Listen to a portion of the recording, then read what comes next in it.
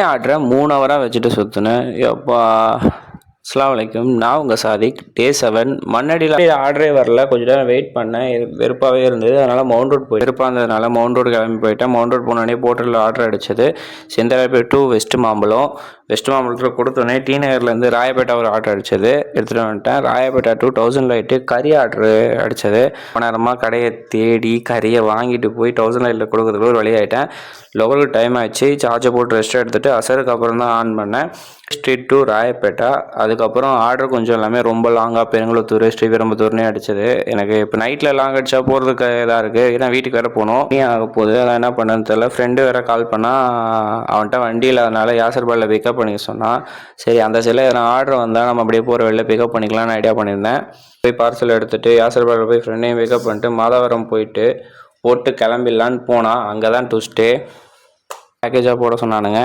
சரி அது நம்ம வேலை இல்லை, இருந்தாலும் என்ன பண்ணுறது, இன்னும் நம்ம பேமெண்ட் வாங்கலை. அதனால சரி ஒரு ஹெல்ப் ஆகுன்றதுக்காக தான் பண்ணியிருந்தது.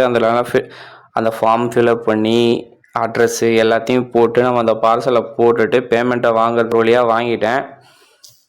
வெளியே வரேன். கொஞ்சம் தூரம் வந்ததுக்கப்புறம் திரும்ப ஃபோன் பண்ணி நீங்கள் போய் திரும்ப இது பண்ணுங்கள், நைட்டுக்குள்ளே இந்த பஸ்ஸில் போட்டு அனுப்புங்கன்றானுங்க.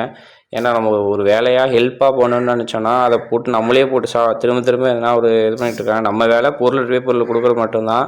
எக்ஸ்ட்ராவாக வந்து ரொம்ப இது பண்ணிகிட்ருக்கானுங்க. அதான் அதோட ஃபோனை நான் கட் பண்ணிட்டேன். இதுக்கு மேலே நம்மளால் எதுவும் செய்யிட்டு முடியாது. மொத்தம் போட்டது மட்டும்தான் 486 ஏர்ன் பண்ணோம். 200 பெட்ரோலு.